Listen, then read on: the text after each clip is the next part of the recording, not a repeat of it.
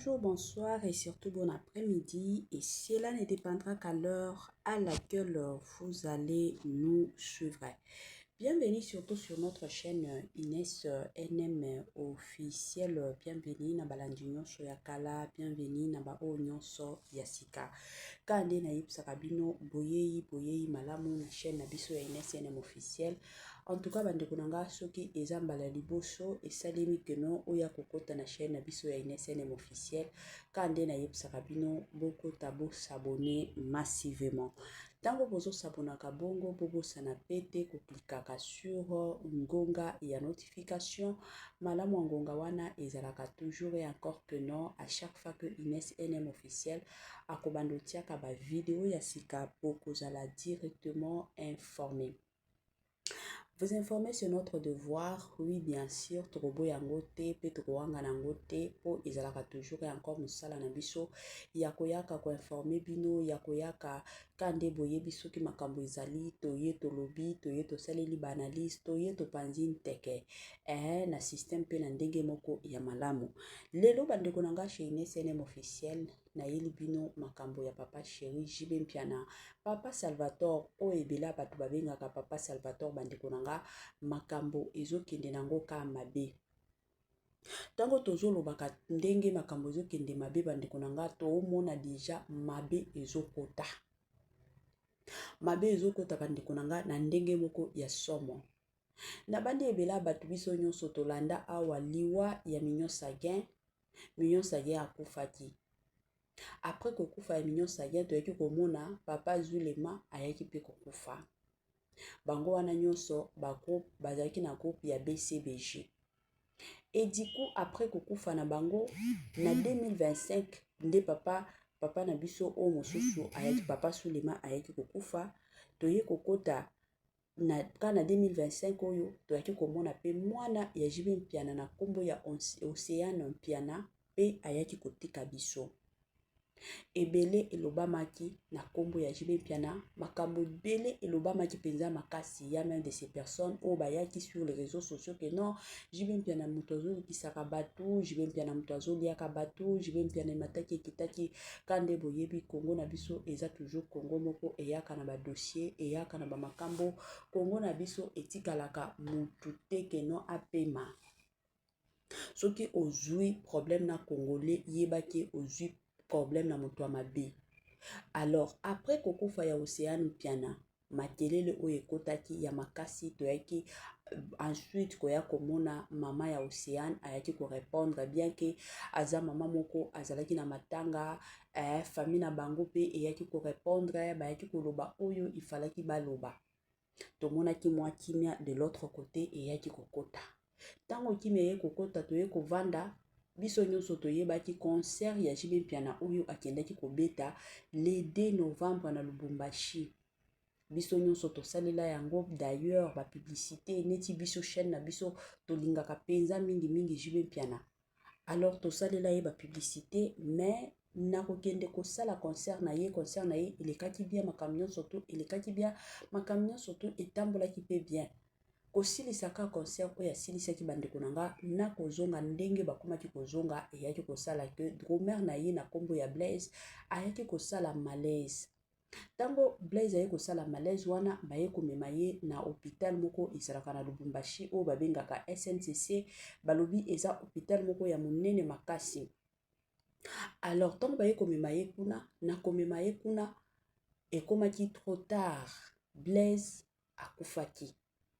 Baye ko informer alors il fallait famille ya Blaise pe eyeba esalaki matata tomona biso nyonso famille ya ba Blaise ndenge baloba balakelaki Jibe Mpiana mabe. Et d'ailleurs pour votre information nga na côté nanga la famille na bandaki komona pe koyeba te que non Jibe Mpiana bakondima te ke akende kokunda Blaise. Mais à ma grande surprise tomonaki veillée mortuaire Jibe Mpiana azalaki kuna. Sécurité ezalaki ya makasi, respect ezalaki ya makasi, accueil pe ezalaki penza makasi na côté ya Jibe Mpiana. Bayaki koyamba ye penza na kitoko nyonso, bayaki koyamba ye penza bien makasi. Baye kokunda Blaise, na honneur jibe mpiana akendaki ti na place bakundaki Blaise azalaki présent azalaki kuna. Alors après kokunda Blaise bandeko na nga makambo ka nde boyebi communauté congolaise ezaka na makambo yango wana ezoyaka tomoni bato ebele bazolobaka akeno eza Chibaou jibe mpiana na Amida Chate bazalaka mwasi na mobali yango Chibaou wana parce que il paraît que na Chibaou ndenge ezalaka ebomaka teke enoka bana na yo te ekoki koboma na entourage bato mosusu balobi te eza nde Amida Chate aza na bakisi wana basengaki aboma mwana sikoyo aboyaki akomi kosilisa bato ya groupe ya BCBG. Tomoni mpe bandeko na biso mosusu tomonaki communicateur munene ya chaîne ya groupe plutôt ya BCBG na kombo ya Roger Ngando. De son côté alobi bakendaki ba prière bayebisaki pe mutu oyo aza cause ya kobomaka bato na BCBG. Pourquoi? Parce que mission na ye eza que abebisa réputation ya BCBG. Alors ayaki kopesa message que kala te okozala exposé. Tomona biso nyonso bandeko nanga awa lelo sikoyo eza na ndeko na biso moko pe aye na mwa ba propos na ye concernant kaka liwa oyo eza penipeni ya makasi na kote ya jibe mpiana na kote ya groupe ya BCBG bandeko nanga. Sans plus tarder natiela bino nanu bolandango na bokebi boyo kango nanu ngai ya pino mama Ines NM officiel na koya kozonga sima pona komeka koya kosala analyse kaka ndenge tozokende na système pe na ndenge penza ya analyse tolanda et on se retrouve juste après. Ba ministère basali nini na kati orchestre wana na kosenga na bino bandeko botika na kati ya BCBG bosala mécanisme ya kosala ba recherche spirituelle pona ba protection ya banzoto na bino. Tolobi te ke papa chéri mutu azoko boma batu, tolobi te ke papa chéri mutu azoko lia ba musicien. Musique etambolaka na spiritualité.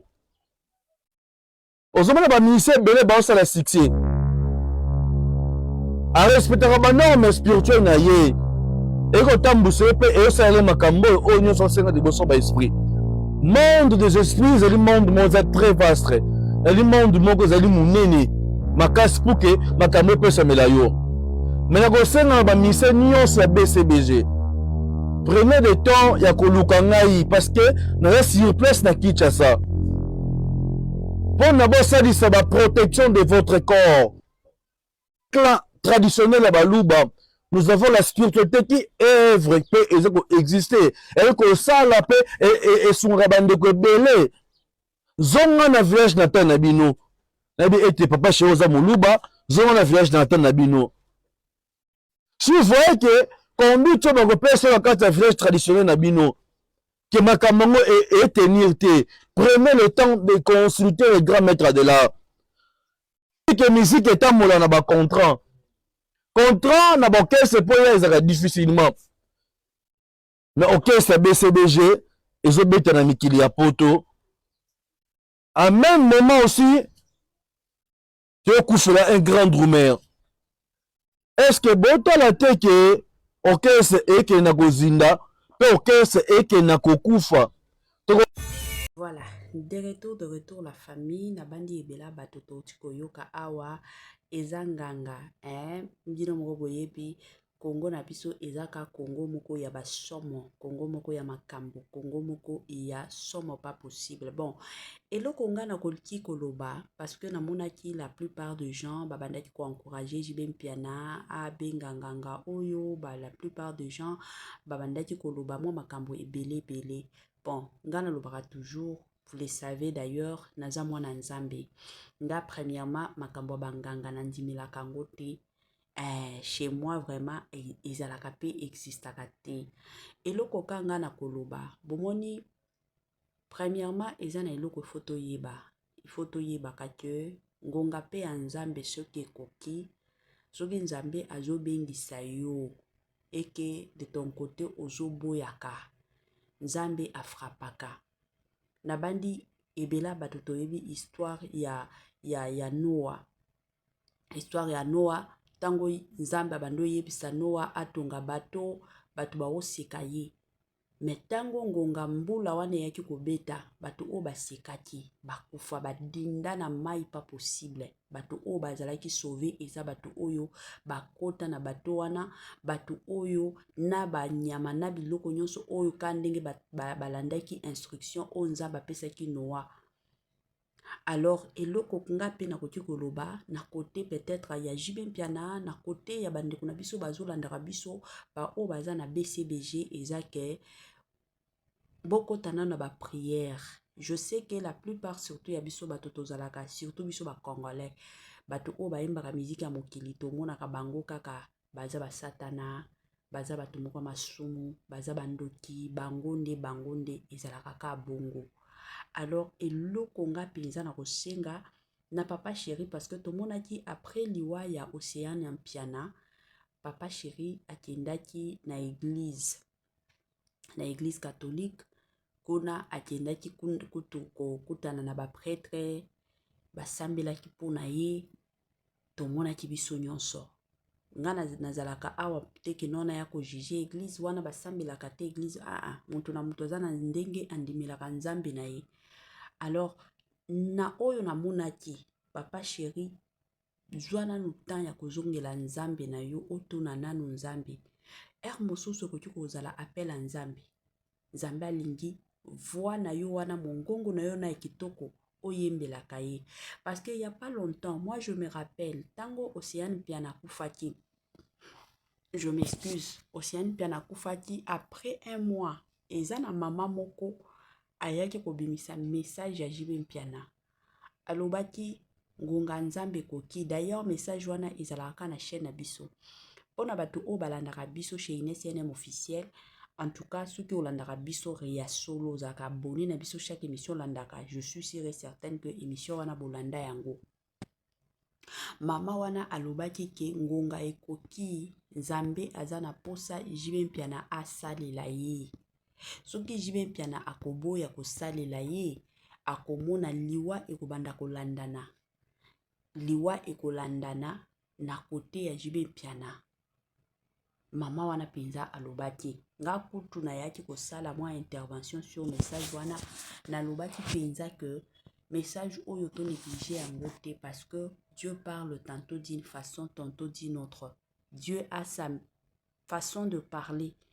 Eza na ba makambo susu nzamba koki kolobela yo mosusu ovande komi komituna. Alors ezalaka toujours bien kozala attentif surtout na message o nzamba pesaka.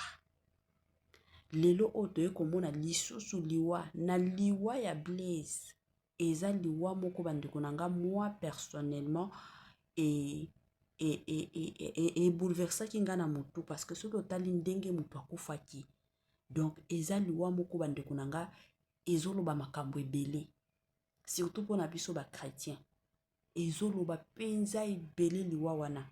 Tokoki koloba oui jalousie, ya aussi la jalousie eza na bato mosusu o bakoki kolingela yo bolamu parce que ndenge toza boya de ces personnes o balingaka biso te. Il y a aussi de ces personnes o balingaka biso, il faut toyebaka, il faut totiaka ngo na motu. Il y a de ces personnes o balingaka biso, mais il y a aussi d'autres personnes o balingaka biso te pe bakotikala kolinga biso te e mata ekita. E mata penza ekita. Il y a de ces personnes oyo ata soki bolamuki matin midi soir bakotikala kolinga bino te. Eza eloko deja ya koyebaka. Mosusu koki kozala jalousie. Motu penza alingi abebisela kaka kombo peut-être ya groupe ya Jibe Mpiana. Motu alingi kaka abebisa kombo ya Jibe Mpiana. Qui sait? Mokili eza mabe. Alors tozala penza éveillé surtout sur le plan spirituel. Yango na ekosenga na bandeko nyonso o boza na groupe ya BCBG. Eza na bandeko na biso mosusu yebiki bandeko na yo bazalaka kuna bosambelaka. Parce que nyonso tokoki kotiaka na mutu ya Jibe Mpiana teke non Jibe Mpiana nde mutu fa luka nzambe me bino pe boza na ba groupe kuna bosambelaka. Pour que ata soki eza jalousie moko songolo pakata oyo ezoya esimba yo te emona yo te ekozala toujours et encore malamu. Mais ce qui est de ton côté, vie à prière moquée, olingaka ko prier te, non, parce que, mais ce qui liwa yé, ko ya ko frapper pas na yo, na facilité nyons. Na suke ko zalaki non, jibe mpia na mutanzo liya kabato, ata yango ko liya kabato po na succès. Yango na Congo na biso jibe mpia na ka yende mutanza na succès na musique, baza ibele.